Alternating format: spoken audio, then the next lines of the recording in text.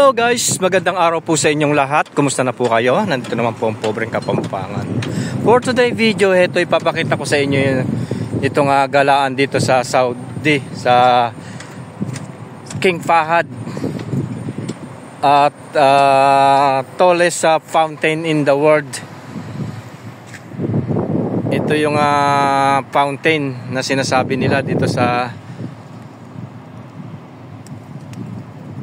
Jeddah. At tingnan ninyo, napakaganda ng dagat at seaside. At dito, maraming mga gumagala dito. Mga iba-ibang lahi, kagaya ng Indian, Pakistan, Yemeni, Bangladesh, Sudani, at tayo mga Pilipino. At dito namamasyal.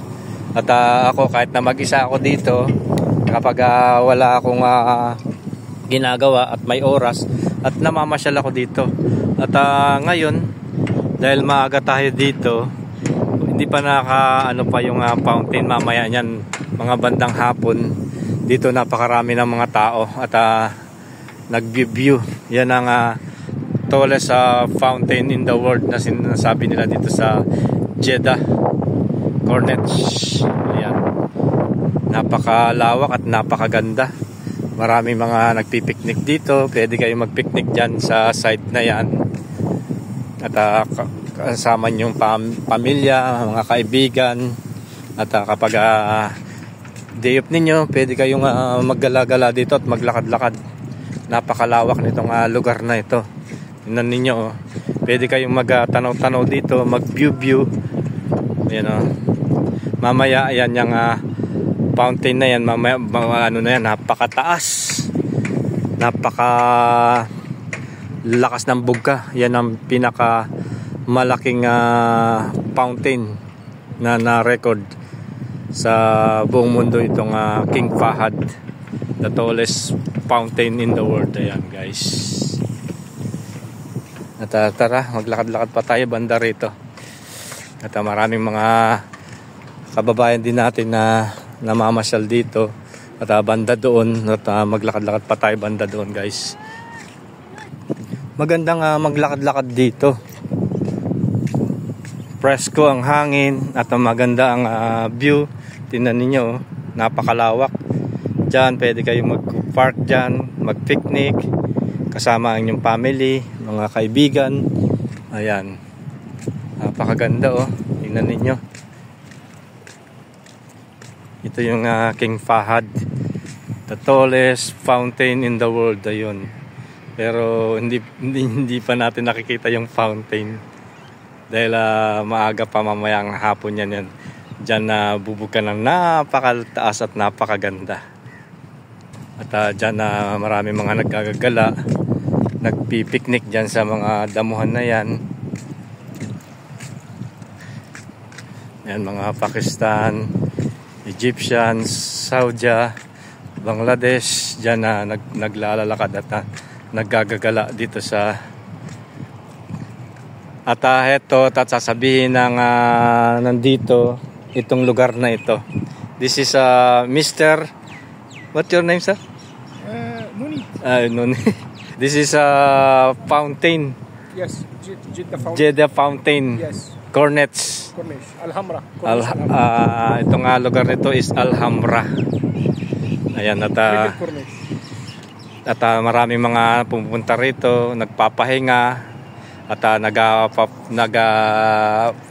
pipiknik dyan sa side na yan. At pwede kayong umupo dyan, magpahinga at maglakad-lakad. At napakaganda itong lugar na to. It's a beautiful place and good place and fresh air, and the sea is very nice and good place. At ayan, at pwede kayo magtanaw-tanaw dyan. Napakaganda. It's a beautiful place. Ito yung pinaka tallest fountain in the world, record, Guinness World of Record here in Jeddah Fountain na yan guys. So thank you. Salamat po. Ayaw, did you know Filipino? Thank you, sir. So, ayan guys, at nakausap natin si Mr. Alexandria at na-discuss niya itong lugar na ito at sinasabi ko rin sa inyo yata itong lugar na to at nangyayako kayo lalo na sa mga nandito sa Jeddah. Ito ya pamilyar sa inyo na pinapasyalan ang King Fahad Fountain, the tallest and world of record, the tallest fountain in the world, itong Jeddah, King Fahad. At mamaya yan magbubuga ng tubig na napakataas, kaya tinawag na pinaka mataas at tallest fountain in the world, itong King Fahad Fountain. Ayan, napakaganda oh, napaka-presko. At tara, pumunta pa tayo banda doon guys. At ayan, pwede kayong magpahinga sa mga upuan dyan, magpalamig. At kapag napagod kayo, gusto nyo mag-snacks, ayan, meron silang dito na Sea of Candy. Ayan, at pwede kayong mamili lalo sa mga kasama ninyo. Ayan dyan. At marami mga nagpipipiknik dito. At pwede kayong magpahinga dyan sa ilalim ng puno. Ayan, pwede kayong magpiknik dyan sa side na yan. At dyan sa side, sa gilid na ito. At tingnan ninyo, napakaganda ng lugar na ito. At ang linis, at ang luwag. At pwede kayong mag-view dito. Ayan. Kita ninyo. Ang ganda, diba? Top presko. Pwede rin kayong mag-jogging dyan. Tumakbo. At dyan sa Bermuda, pwede kayong umupo dyan, magpahinga, mag-picnic, maglakad-lakad. Napakaganda ito lugar ito. Napaka-presko. Biyernes ako'y napunta rin nagagala-gala dahil wala namang pasok. Pag naiinip ako at kahit na mag-isa ay masaya pa rin kahit napapaan at nakikita natin itong lugar na ito. Ayan, so tayo na at maglakad-lakad pa tayo banda doon. Papakita ko yung mga laruan, mga palaruan ng mga bata. At pag mayroon kayong mga anak doon, pwede silang maglaro. At dito, kung may family kayo dito, pwede kayong maglapag ng carpet ninyo, magpahinga. At ayan, tingnan nyo, may hotel din dyan, napakataas, napakaganda. Tingnan ninyo, parang matutumba. Tingnan ninyo, ano bang klaseng hotel ito, anong klaseng style to, pero ganyan style niya yan parang nakatumba, diba? So ayan guys, at sana nag-enjoy kayo sa aking vlogs at pinapalabas sa inyo. Yan yung King Fahad Fountain, the tallest in the world. Pero wala pa kayo makikitang fountain, mamaya po yan. At dito, ayan, pwede kayong umupo dyan, magpahinga. At napaka-presko, parang sea walkway itong lugar na ito sa Maynila, di ba? Meron tayong walkway in Manila. At ito, napakaganda rito guys.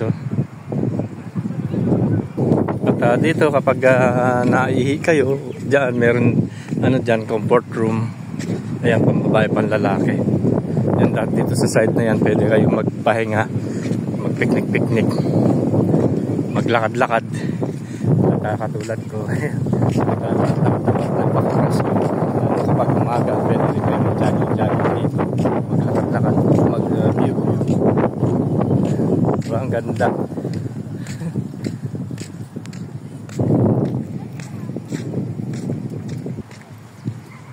Maraming mga pumupunta rito kapag hapon. Talagang itong lugar na to punong-puno. Diyan, wala ka nang mapwestuhan. Kailangan maaga ka dito, maglagay ka ng carpet o mag-picnic. Ayan dyan. At ayan, tingnan nyo, the Ritz-Carlton. Yan, Carlton na yan. Ang laki-laki itong na to. parang palasyo. Laki guys, oh, tingnan ninyo, oh. Mayayaman lang ang mga pumupunta dyan. At yan mga Koreano nagmamasyal din dito.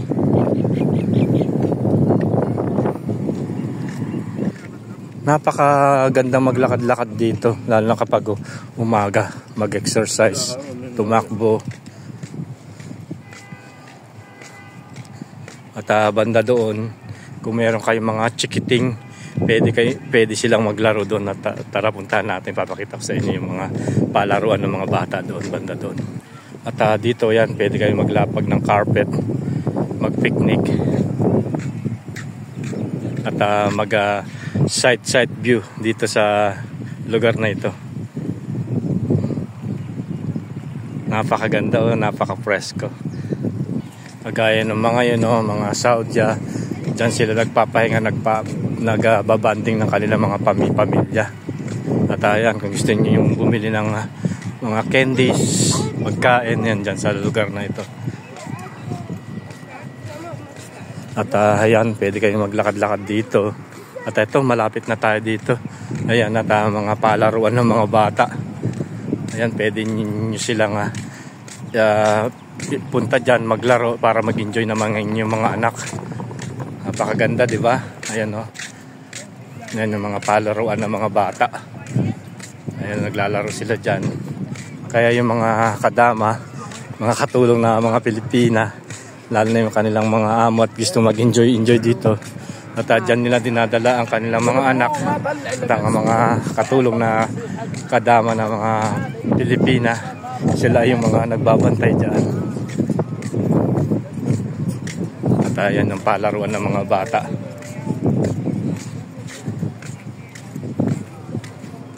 Malawak ito guys hanggang doon sa dulo. At lumakad lang ako hanggang doon.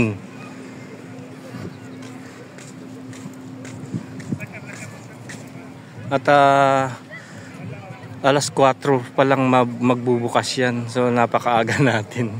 So pumunta kayo dito ng maaga kasi dito sa pupwestuhan ninyo maluwag pa. Kasi pagdating ng hapon full na yan. At yung iba dito na nagtayo-tayo lang dyan. View. At hindi nyo pa matatanaw itong sinasabi kong fountain. At yun nakikita ninyo, natatanaw nyo doon. Yun ang Islamic port o yung daungan na kung saan yung mga transportasyon o yung mga nanggagaling sa mga iba't ibang lugar sa Dammam, Riyadh, dyan binabagsak yung mga produkto nila. Yan yung kumbaga seaport dito sa Jeddah.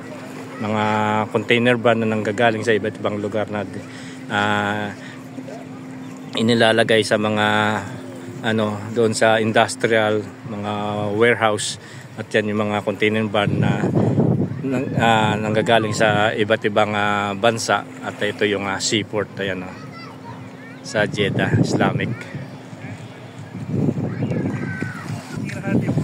Ayan, at naglalakad-lakad pa tayo hanggang doon. Papakita ko sa inyo itong dito fountain dito sa King Fahad sa Corniche. Ayan, ganda, di ba?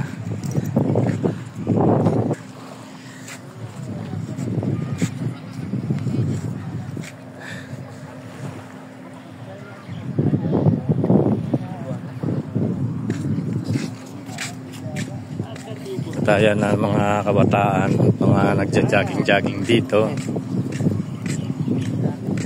Napaka-presko ngayong araw na ito. It's cloudy day at medyo may kalamigan ng klima. Ayan ay mga Saudi na nagpapahinga dito. Banda doon pa, may mga palaruan pa doon guys. Malawak yan hanggang doon sa dulo. Ang ganda, di ba? Ayan, pwede kayo mag-picnic dyan. Mamaya napakarami ng tao dyan guys. So ayan guys, at hindi ko na palalawakin itong aking vlogs at binahagi sa inyo at minalabas. Ito yung sa King Fahad, the tallest fountain in the world. Dito yan sa Jeddah. Enjoy watching po. Pobreng Kapampangan ulit. At hindi ko na i-videohan yung fountain yung lakas ng bughan ng tubig na napakataas dahil maaga pa ngayon, Biyernes ngayon. Ayun, yun nakikita niyo may dilaw na yun doon bumubuga yung tubig na nanggagaling dyan sa karagatan na yan.